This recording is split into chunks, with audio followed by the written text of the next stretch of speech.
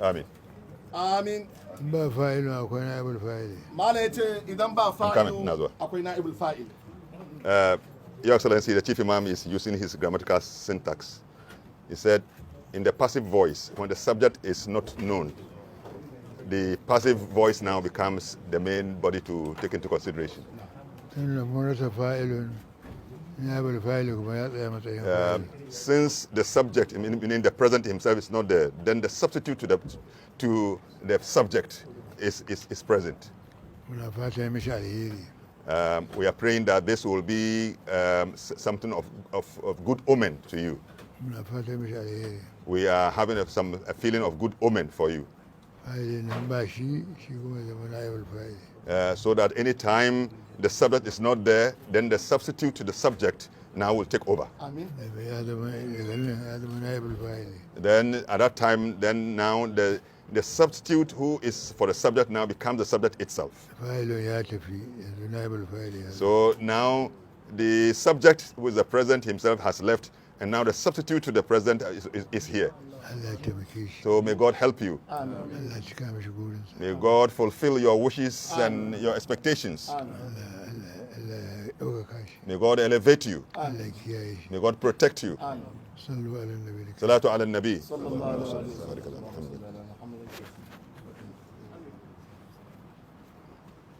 Kasanmu Allah ya gyara mana kasan. Yeah, our land Ghana, our nation Ghana, may God order our affairs. Allah ya gyara shi, Allah ya ƙara gyara shi. Already Allah has ordered our affairs. May Allah now enhance the order of our country. Mu da sauran addinai muna yin We, as and followers of other faith, are living in peace and harmony.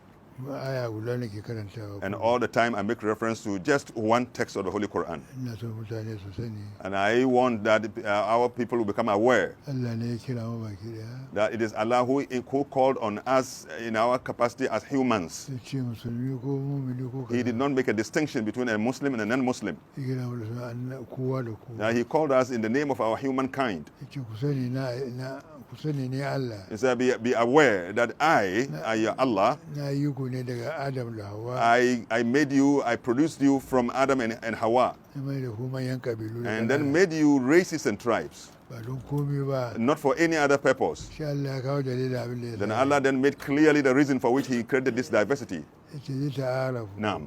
Domin ku san juna ne. So that you will acknowledge and know each other in the midst of your different identities, Ba domin yaƙi ba. not because of war. Ah, No. domin ku san juna ne. Just that you know each other Ku taimaki juna. and then become helpers of each other. Allah ya wura cikin Alƙur'ani. Allah has indicated in the Holy Quran, Wanda ba su sallah. those who do not pray like us, Wanda ba su sallah. those who do not pray like us, Allah ya muna magana da su. Allah has spoken about them. Me Allah ya ce. What did He say? Allah ya ce la yanhakumullahu anil ladhina lam yuqatilukum Naam, fid din. naam.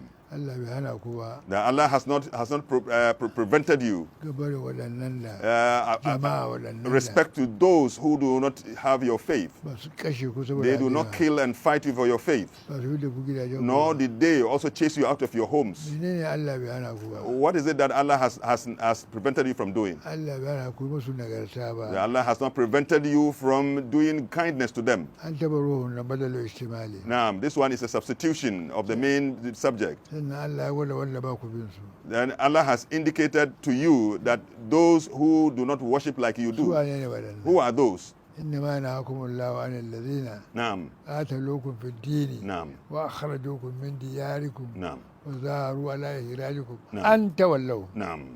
wanda Allah ya hana ku bin su kenan. Those that you have been prevented from dealing with them on the basis of kindness are those Wanda suka kayake ku. those who out of hatred now fight with you, Wanda suka fidda ku gidajen nor ku. chase you from your homes just because of your faith.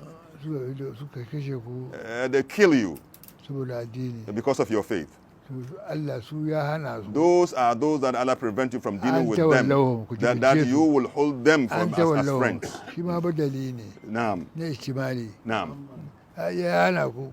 that he has stopped you na mutane from dealing with such people domin sun kashe ku cikin addini because they have killed you in your faith. sun fidda ku gidajen They ku have chased you out of your homes. sun yi taimako a bisa fidda ku And now they also supported themselves on chasing you out. wannan Allah ya ajiye Then that one is become a rule. waɗannan mutane Such as the kind of people like this, then they are not your friends. waɗannan mutane Those people, sun zama azalimai ne they become those who are wrongdoers. duk wanda ya jibince su Whoever now becomes a support to them, waɗannan then those ones, sun cika a cikin zalunci then they have become so steeped in the wrongdoing.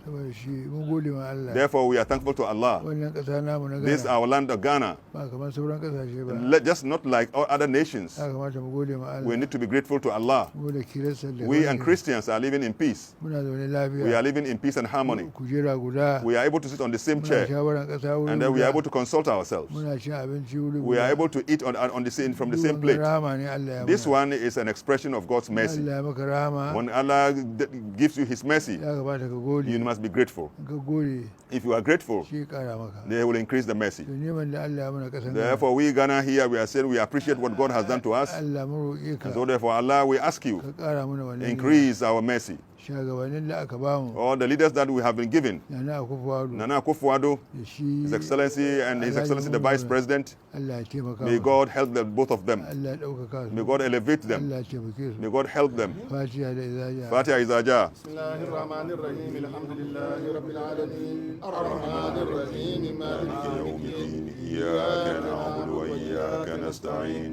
اهدنا الصراط المستقيم صراط الذين أنعمت عليهم غير المغضوب عليهم ولا الضالين آمين بسم الله الرحمن الرحمن الرحيم الرحيم إذا جاء نصر الله والفتح ورأيت الناس يدخلون في دين الله أفواجا فسبح بحمد ربك واستغفره إنه كان توابا. ka san ba ku kuma fitin We Allah still want to also turn our attention to land of Boko. We are praying for them. karanta musu da ilafi Quraysh إيلاف قريش بسم الله الرحمن الرحيم لإيلاف قريش إيلافهم رحلة الشتاء والصيف فليعبدوا رب هذا البيت الذي أطعمهم من جوع وآمنهم من خوف. سبحان ربك رب العزة سبحان ربك رب العزة عما يصفون وسلام على المرسلين والحمد لله رب العالمين. Your Excellency the Vice President, Alhaji Dr. Mahamudu Bawumia, and the Greater Accra Regional Minister, and all members of the entourage. On my own behalf, on behalf of the Eminent Chief Imam, we welcome you warmly to this very auspicious and joyous day. We know why you are here, but by way of Amaniya tradition, we will behave and assume that we do not know until you tell us why you are here.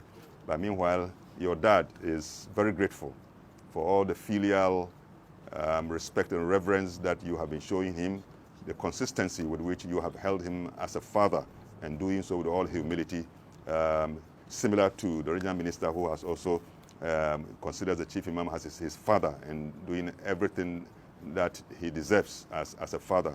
We are grateful for the reverence, as we also welcome you warmly to the residence of the eminent national Chief Imam. By way of introduction, Haja Afio is a daughter to the Chief Imam and the wife of the Grand Sheikh Tijani of Senegal, who passed on. And that is one of the basis of the link, strong link between the Chief Imam and the ex-head of the Tijaniya, Senegal. Next to her, before I come to Chief, your own father here is here. I mean, he needs no introduction. Chief Abdul Qadir Tahir, the president of the Council of Zongo Chiefs. He has defied all the odds to come out this morning. We were not expecting him, actually. So it's so joyous that we have seen him coming to come and join us.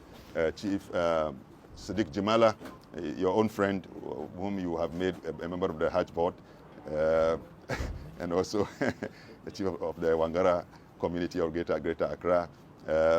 Our Abdul Qadir, who is Tanko, who is the Gomnam Faila, has become very familiar to you of late. You have been meeting him a lot of these days.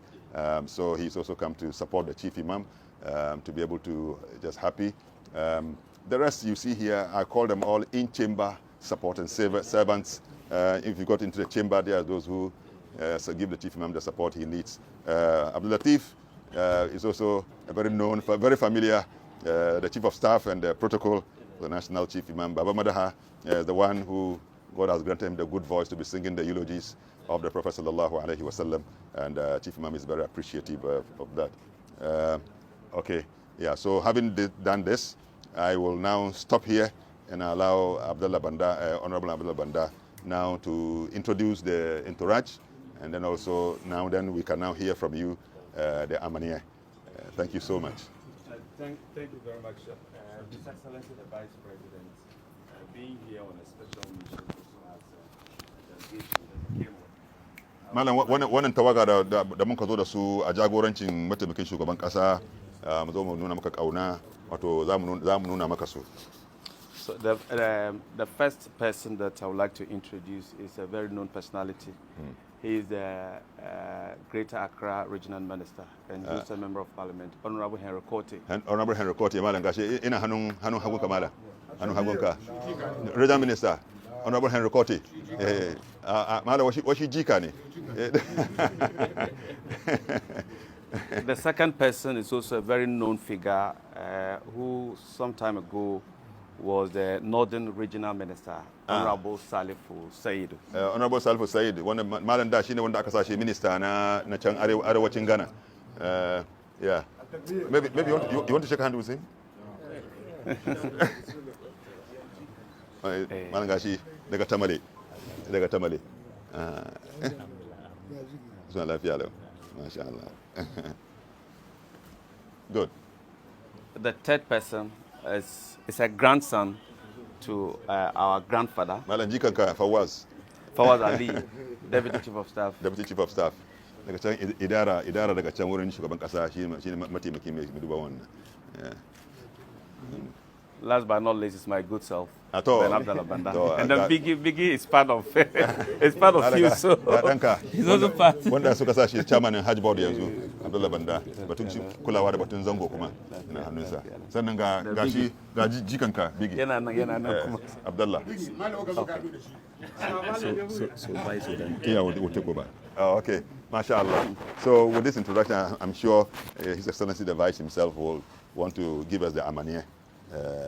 ومن شاء ياتي ومن شاء أنكارا ومن شاء ياتي ومن شاء أنكارا ردنا بغير العالمين محمدا ومن شاء ياتي ومن شاء أنكارا آمنا بفيد شيخ برهم كولاها ومن شاء ياتي ومن شاء أنكارا ونحن جنود شيخ برهم كولاها ومن شاء ياتي ومن شاء أنكارا ردنا بغير العالمين محمدا ردنا بغير العالمين محمد رسول الله. التكبير الله أكبر. التكبير الله أكبر. التكبير. الله أكبر.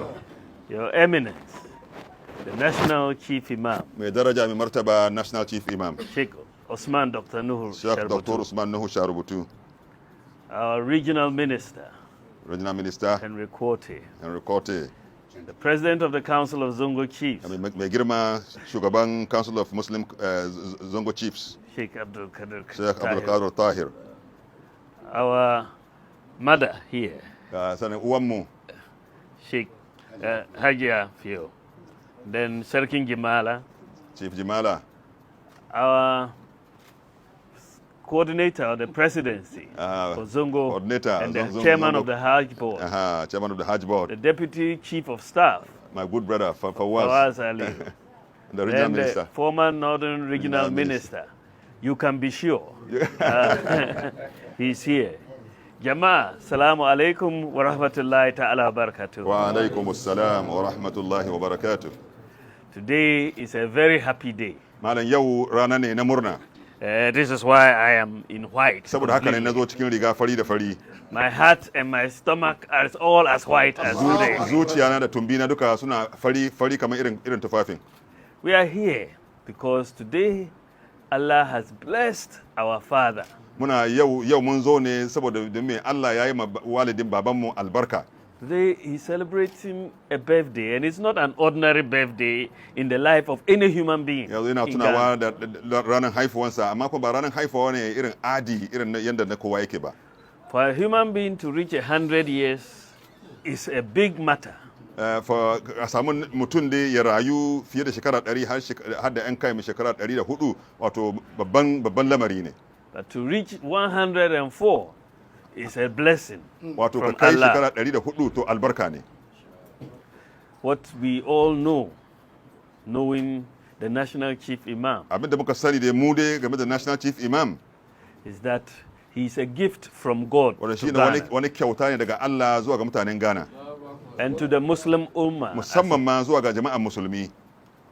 We are so fortunate Wato mun yi sa'a, that Allah has given him to us. mun yi sa'a da kaman Allah ya mana wannan gudunmawa, ya mana kyauta da shi. We owe a lot in terms of the peace and tolerance in this country to him, the National Chief Imam. Muna ɗauke da bashi sosai kan game da zaman lafiyan da muka samu cikin ƙasan ga saboda shi. Ghana is the most peaceful country in West Africa Cikin wannan West Africa nan Ghana ita ce ƙasa mafi zaman lafiya. and the second most peaceful country in the whole of Africa. Na biyu kenan kuma aji na biyu wato ƙasa duniya ga baki ɗaya ƙasashe masu zaman lafiya. We should not take it for granted. Kamar ɗauki wannan a sauƙi. It is a blessing from Allah. Albarka ne daga wurin Allah. Because when you look at the countries around us, Idan ka lura da ƙasashen da ke kewaye da Ghana, you see that there is a lot of tension ka gan in kamar many of those akwai countries. tashin hankali da yawa wurin. But Ghana is different. Amma in ka zo Ghana shi ya bambanta. Christians and Muslims are sitting together, eating together, speaking together, laughing together, and crying together. Mabiya addinin Kirista da Musulmi suna zama wuri ɗaya, suna alaka da juna, suna dariya, suna cin abinci tare. This is not the same in many countries. Ba hakan nan yake ba a cikin wasu ƙasashe. And so we should not take it for Saboda kana granted. kama ɗauke shi a sauƙi. It is happening because of people like the National Wannan Chief ya Imam. tabbata ne saboda iri-irin mutane kamar malam. He is making it possible. Wato ya bari abin ya zama abin da ke ina ikontuwa. And this is why His Excellency the President Dalilin haka ne shugaban ƙasa da kansa ma doesn't joke with the National zama Chief baya Imam, wargi da malam. because he understands the role of the National Chief Imam in bringing us peace and stability Saboda yana da in this zurfaffen country. fahimta kan irin wato takar wanda malam ke yi wurin tabbatar zaman lafiya a Ghana. I remember a few years ago Ina tunawa wasu shekaru da sun ka wuce. we were about to have the Independence Day celebration, Wato muna cikin tanadi mu yi batun tunawa da samun 'yancin kanmu a ƙasa. and the news got to the president that the National Chief Imam was not in Ghana, Shi he was labarin in ya kai ga shugaban Nigeria. ƙasa kamar malam ba shi ƙasa ina Najeriya. The president said, we cannot have this celebration Shugaban without ƙasa ce Malam. ai bai yiwa mu wannan bukin nan ba tare da malam ba. So the only way we could have that celebration with Malam was for a plane to get up and go to Nigeria and bring him. Abu guda ɗaya kawai da za a iya a samu malam yayi musharaka cikin wannan taro na wannan shine a tada jirgin sama daga nan holoko ya je can ya kinkimo malam ya zo da shi. So the president sent the plane Shugaban to ƙasa ya bada dama Nigeria aka to bring ɗauki aka je Malam Najeriya. back for the day Aka so ɗauko that we Malam shi could have tilo, aka the ɗauko su aka dawo da independence shi. celebration. And we thank the chief imam. He did not hesitate. He came. Muna godiya malam and- lokacin da and malam we ko bai had this kiya ba cikin celebration. wannan abin nema da an kai. He has brought so much blessing to this country. Ya jawo mana albarka da dama cikin wannan ƙasa. During his tenure, Cikin lokacin da malam ke shugabci, we have started the Jubilee House Iftar for the first time in the history of cikin Ghana. lokacin malam ne aka fara iftar daga Jubilee House. We have done the Zongo Development Fund. An yi Zongo Development Fund. You see that the Zongo Development Fund is bringing so many projects, over 400 projects so far, to Zongo communities in Ghana. Zongo Development Fund suna ɗauke da programs, projects daban-daban fiye da 400. You are having astroturfs, ana samun astroturfs you're wurin buga having ball, clinics, ana samun clinics, you're having classrooms, ana samun gidan makarantu, you're having drainage, akwai wurin gyara kwata, you're having people being sent abroad to akan kai study. wasu yara ma su je su yi ƙara karatu daga ƙasan waje. Under his term, we took 40 Zongo students to Cuba to study medicine. Karkashin jagorancin malam ne muka ɗauki yara musulmi guda 40 muka kai su Cuba su je su koyi wato ilimin aikin magani su dawo. Inshallah, in 2 years' time, we will have 40 students from Zongo coming back to Ghana. Da idan to Allah waɗannan practice yara medicine. guda 40 nan insha Allah nan da shekara biyu za su dawo gida su zo su taimaka. Allahu Akbar. And this is both boys and girls. Wannan kuma mata ne da maza.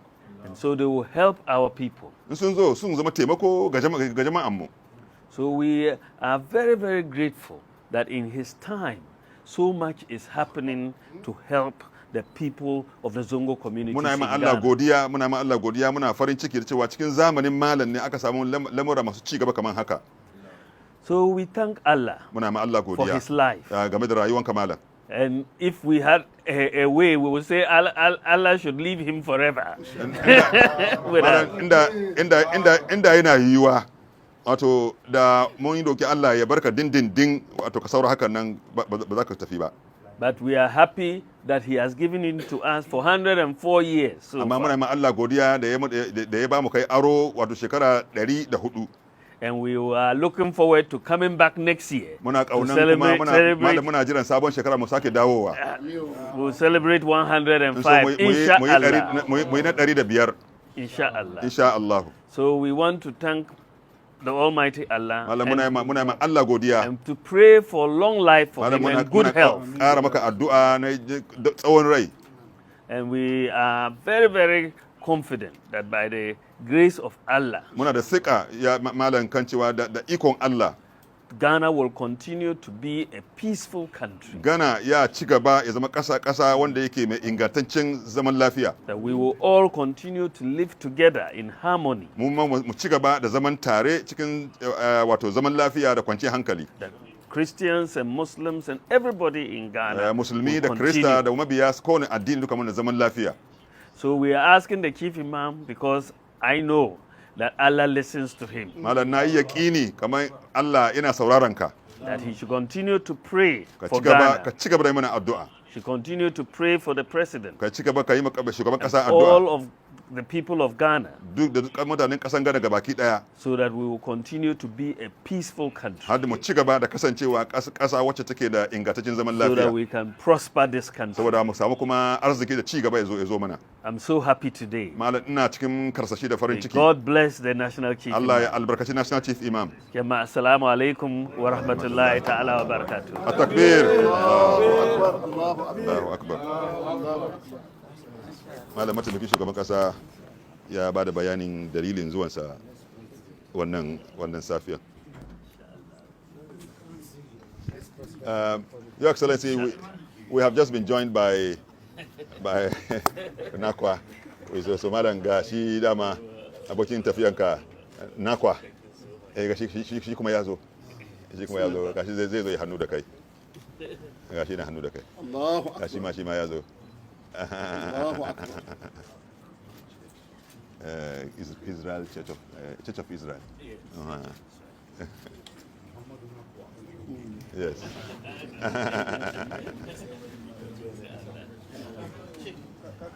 Naka. Okay. Malam kaji sakon da mataimakin shugaban kasa ya bayar. Akwai wani kalma da zaka raddi.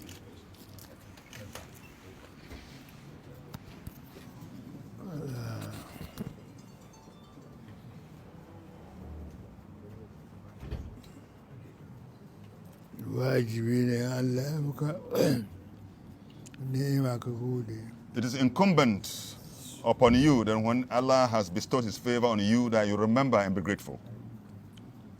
Abin da ya kawo sunan godiya ga neman da Allah ya mana. The cause of your visit this morning is an expression of our thankfulness to God. Kuma Allah zai ƙara mana. And then we also pray, hope that Allah will increase his kindness to us.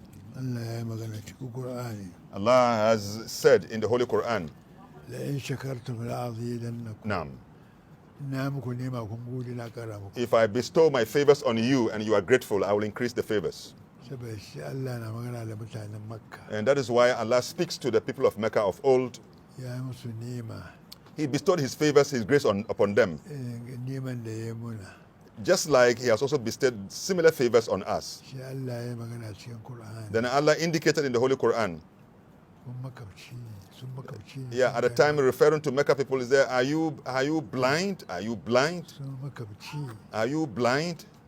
ai sun sani But you know, kasan Makka the land of Mecca, kuma da shi kasa amintacci I made it a sanctuary of peace and security. kamar da Allah ya bar mana kasan Ghana Just like Allah has also made Ghana a sanctuary of peace and security. kun makabci But Ghanaians asking the question, are we blind to this kind of favors? mutanen Makka ku kuma makabci The people of Mecca, just that same question, are you blind to these na favors? sanya ku kasan ku kasa I have amintacci. given you a land wherein there is peace and security. kuna zaune lafiya And you are living in peace and harmony. alhalin At a time when, wata hattafin nasu Now. na haule Nam, mutane da ke kewaye da su the people, Kasashe. communities surrounding you, ana kashe su people are being killed. ana kakkama su People are being seized and yanked from their communities. amma ku But that you kuna zaune are lafiya living in peace and harmony. kaga irin banga abin da Allah ya musu Can you reflect on what God has done to the people of Mecca? shine Allah ya That musu is what God has done to Ghana. kamar Allah ya ce muna As if Allah is telling us Ghanaians, ko muka mutanen are you Ghana, blind to my favors, you ko muka Ghanaians? wuce, Are you blind ga nema na muku that I have bestowed my favors on you? kasan Ghana Yeah, this Ghana, na mai da shi kasa I have made Ghana a land amintacce wherein there is security. amma kasar da ke kewaye But the da other mu, nations surrounding us, ana kashe-kashe they are in tension and they are in conflict. ana abubuwa mara kyau The things that are evil are being done there. amma kuma kuna zaune But lafiya as for you, you are in peace and harmony. to shi wanga ayan ga This particular text, na mutanen Makka ne referring to the people of Mecca, shi ne wanda Allah ke magana that is as if now the logic now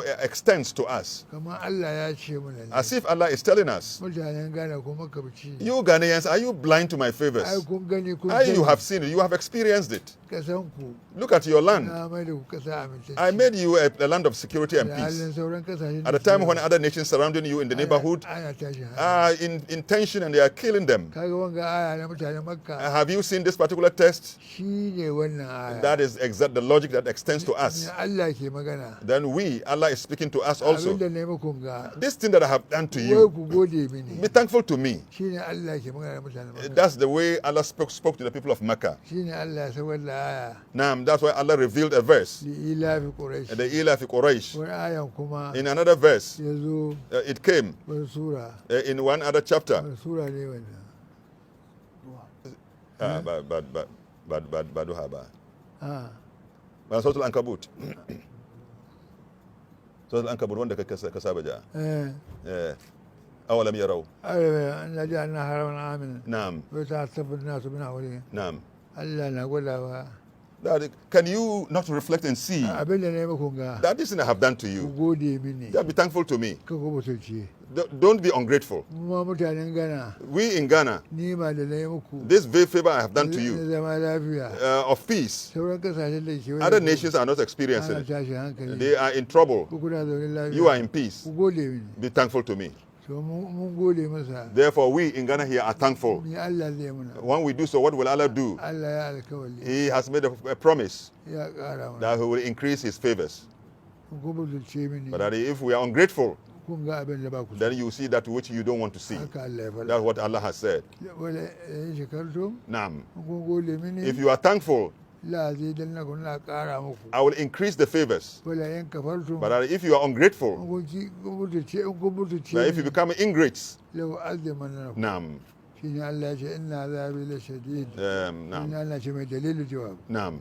kun butulce mini Now, if you are ungrateful to me, kun ga abin da ba ku so. you see what you don't want to see. to Allah muna gode maka Therefore, Allah, we are thankful to you. muna gode maka da neman da kai muna We are thankful for the favors you have done to us. da abin da ya kawo shi zaɓin shugaban This is kasa the reason for which His Excellency the Vice President has come here. ko in ce shugaban kasa I will even say the President has come abin da ya here, kawo shi kan godiya ne coming here for thankfulness da aka samu for what we have received, da neman da Allah ya the muna favors that Allah has bestowed on us. mun kai Eid al-Fitr.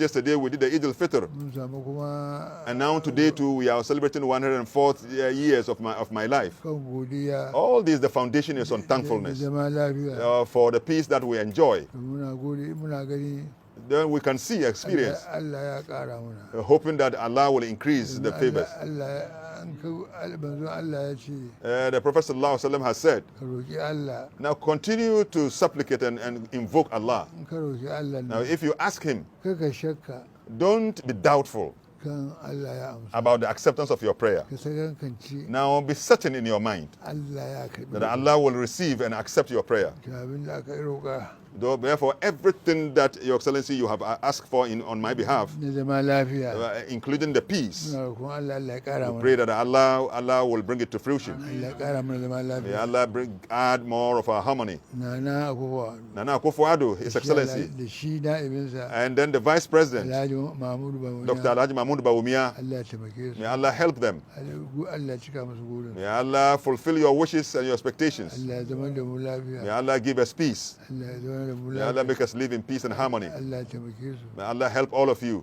اللهم ارفعنا ولا تدعنا. Ameen. اللهم ارفعنا ولا تدعنا. Ameen. اللهم ارفعنا ولا تدعنا. Ameen. ارفعنا ولا تدعنا. Ameen. وآتنا ولا تحرمنا. Ameen. اللهم زدنا ولا تنقصنا. Ameen. Allah karamu. Allah, we ask you, increase us in your favors. Kar ya rage. Oh Allah, do not reduce us in your favors. Allah ya taimake mu. May Allah help us. Kar ya Allah tabar da mu. May Allah not disgrace us. Allah ya ɗaukaka mu. May Allah elevate us. Kar Allah ya tozarta May mu. He not debase us. Sirri Fatiha. Fatiha. Bismillahir Rahmanir Rahim. Alhamdulillahi Rabbil Alamin. Ar-Rahmanir Rahim. Maliki Yawmiddin. Iyyaka na'budu wa iyyaka nasta'in. اهدنا الصراط المستقيم صراط الذين أنعمت عليهم غير المغضوب عليهم ولا Even coming to you الضالين. with this, آمين. this one. Ya ma iyayensa kuma su waje Allah ya cika. Addu'a. Malam ya ce iyayen vice president da suka je lahira. Allah ya cika. Malam ya ce Allah jin kansu. Sirri qul huwallah. سر قل هو الله بسم الله الرحمن الرحيم قل هو الله احد الله الصمد لم يلد ولم يولد ولم يكن له كفوا احد. Yayan kowa da suka zo nan. Malam ce sauran jama'a da suka zo nan duka Ya kowa da asalin kowa da asali da rashin kowa da ke lahira Allah ya cika su. Allah jin kansu. Sarkin Nagawa, Okay. sarkin Dogon Bawa, Malam ce sarkin mu sarkin dogon bawa Allah ya ƙara mashi lafiya. Allah kara masa lafiya. Mabiyan ba su duka, Malam ce yan gidan vice masu tare da vice president duka mabiyan na kofa abu. da yan gidan nana president nana kuda da suke tare da shi Allah ya taimake su baki da. dukkan su Malam ce Allah taimaka musu Allah ya kiyaye su. Allah kiyaye su. Sirri inna anzalna. ننزل now. بسم الله الرحمن الرحيم إنا أنزلناه في ليلة القدر وما أدراك ما ليلة القدر ليلة القدر خير من ألف شهر تنزل الملائكة والروح فيها بإذن ربهم من كل أمر سلام هي حتى مطلع الفجر. Malam Honorable Abdullah Banda ya kawo kuɗi wai akwai abin kauna ga zuciyarsa, abin kaunan nan kowa ba boyayye bane wai anan yake faɗi wai ina son malam kai addu'a musamman ga His Excellency Vice President, abin da yake da shi ga zuciya yake kaunan samu da abin da cikin zuciyarsa yake nufi. Allah malam kai masa addu'a Allah ya tabbatar, Allah ya tabbatar. Malam gashi amma zan ba Latifu. Sirri إذا جاء نصر. إذا جاء نصر الله بسم الله الرحمن الرحيم إذا جاء نصر الله والفتح ورأيت الناس يدخلون في دين الله أفواجا فسبح بحمد ربك واستغفره إنه كان توابا. Malam wanga jikanka Fawaz da shi da former regional minister wai sun yi aiki da shugaban kasa, sun lura da irin aikaceceniya mai kyau da ke gudana tsakanin shugaban kasa da mataimakinsa da su ma irin aikin da sun kai. Malam suna roƙo ka ƙara musu addu'a samun nasara kiyayewa tsakaninsu da shugabanninsu, abin da ya zama zamiya saɓani cikin ɗan guntun lokacin da ya kai da kiyaye alaka mai kyau a tsakaninsu har su raka juna in lokacin rabuwa ya kai a rabu lafiya. Su kuma da suke bi da su kowane sakiya ya zo ya zama kuma Allah ya ajiye su ta inda ya kamata su yi amfani ga kawunan su yi amfani ga jama'an musulmi. Sirri inna anzalna. بسم الله الرحمن الرحيم إنا أنزلناه في ليلة القدر وما أدراك ما ليلة القدر ليلة القدر خير من ألف شهر تنزل الملائكة والروح فيها بإذن ربهم من كل أمر سلام يا مطلع الفجر. malam ga jikanka honorable Henry Koto kuma shi da kanshi zai yi magana amma zai Hausa ne. English. Translate. Okay, no problem.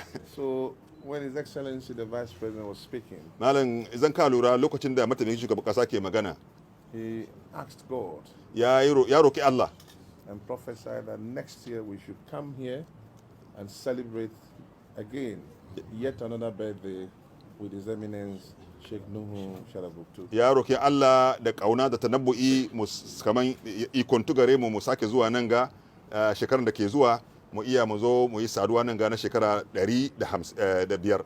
He asked for another life for our Chief Imam. sai kuma ya sake roƙan wani sabon rayuwa ga gare ka.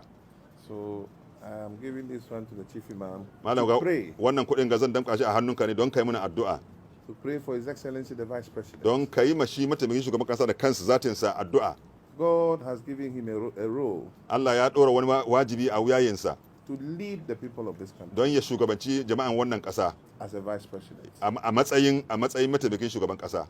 God, Chief Imam should pray for him, malam a ƙaunan mu kai masa addu'a for God to give him long life. Allah ya bashi tsawon rai. It is our hope and prayer that he also be 104 and more. Malam ƙaunan mu ne shi kuma ya rayu ya kai shekara 104 da abin da ya fi haka. Allah sa. Allah sa. God should give him wisdom Allah ya masa ilhamin hikima. and grant him good health, Allah ya mai gudunmawan lafiya and also to be able to steer the affairs of this country. saboda ya iya ya ja lamarin wannan ƙasa a cikin katari. This is what we asked. Malam shi wani abin da muke roƙa kenan. بالسر لقد جاءكم رسول بسم الله الرحمن الرحيم لقد جاءكم رسول من أنفسكم عزيز عليه ما عنتم حريص عليكم بالمؤمنين رؤوف رحيم فإن تولوا فقل حسبي الله لا إله إلا هو عليه توكلت. رب العرش العظيم. malam matsu mukarraban mataimakin shugaban kasa kamar shi danka begi da sauran sun duka su ma sun ba da nasu kuɗi. malam wasu kaunansu dai su suna tare da shi sun ga lamarin sa yanda yake, amma kaunansu shine daga wannan aji na mataimakin shugaban kasa ya cirata ya kaga cewa shine shugaban kasa. don su haka nan wai kaunansu suke so sun ba da kuɗi. malam kayi addu'a irin addu'an kan nan.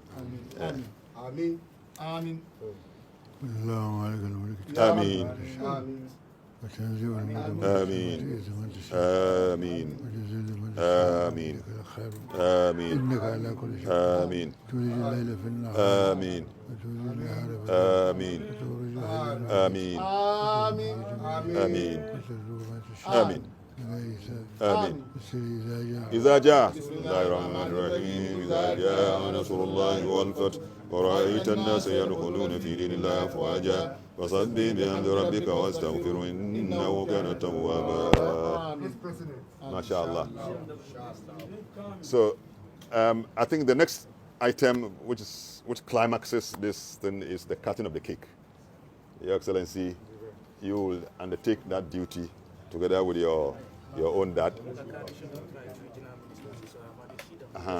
So now I think we draw this thing forward.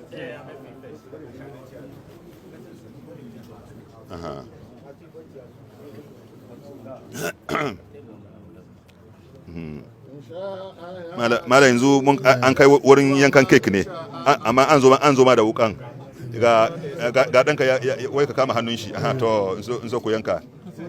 To malam sha ayi basmala shi ke za a yanka. bismillahirrahmanirrahim Dala kuma malam na addu'a jama'a. inna fatahna laka fatahan mubina آمين ليغفر لك الله ما تقدم من آمين. ذنبك وما تأخر آمين ويتم نعمته عليك آمين ويهديك آمين. صراطا مستقيم آمين وينصرك الله نصرا آمين. عزيزا وينصرك الله آمين. نصرا عزيزا آمين.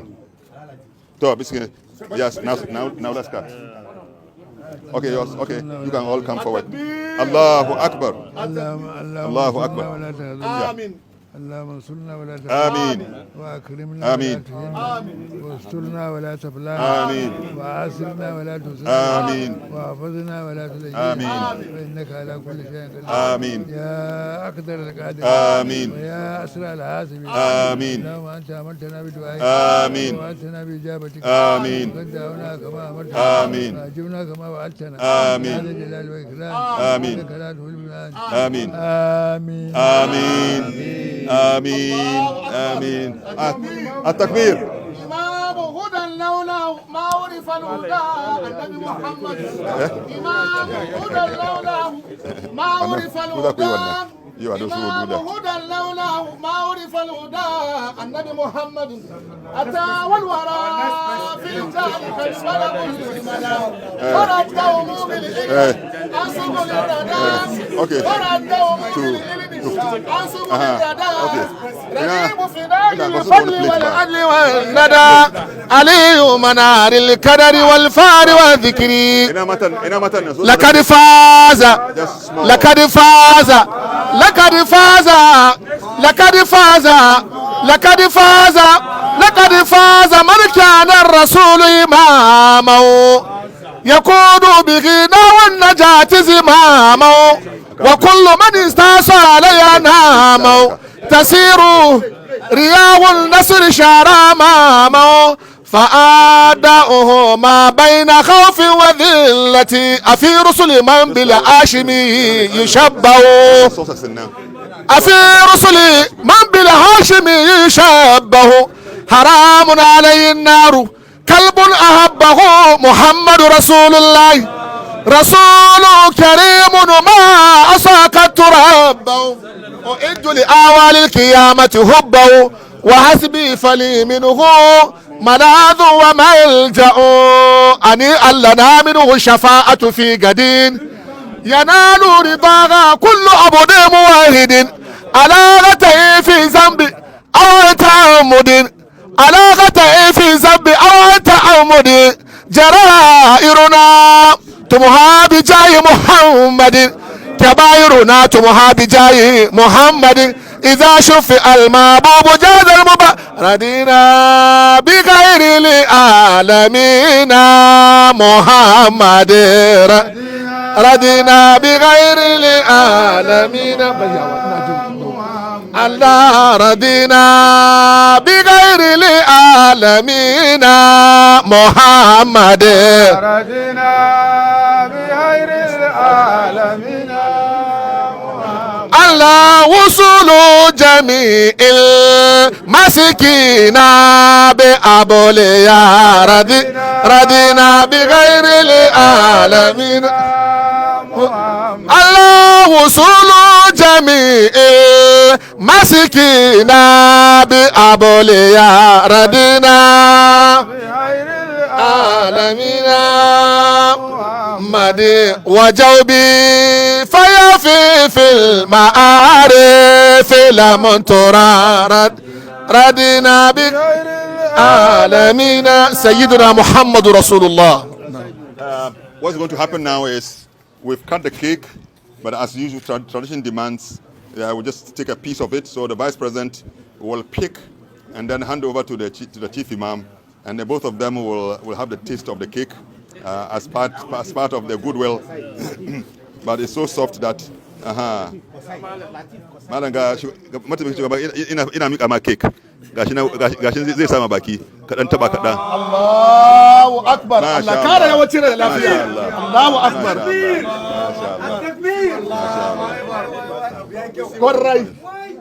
Correct. زماني يطلق الوجه غير مكدر ومن شاء يأتي ومن شاء أنكارا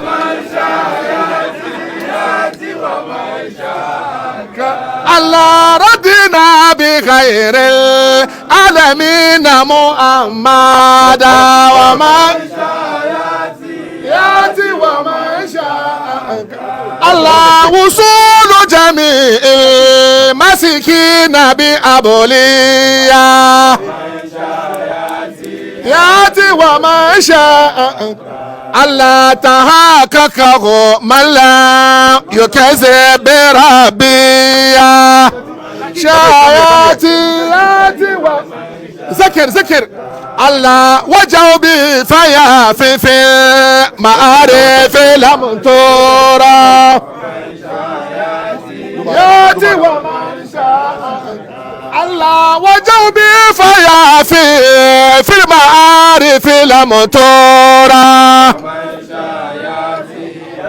ومن شاء الله فقد كسر الأكتاب عن درك شاوية ياتي ومن شاء الله بفضل الله النفي جل جلاله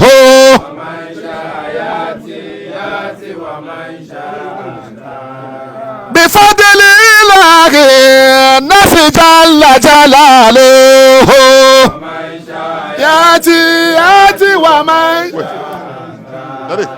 وهو برسول الله طه نبيا الله يحييك ومن شاء ياتي ومن شاء ياتي وما شاء ياتي ردينا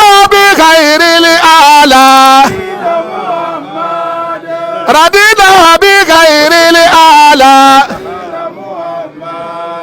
ونحن جنود شيخ برأ من كون آمنا بفيد شيخ ردينا بغير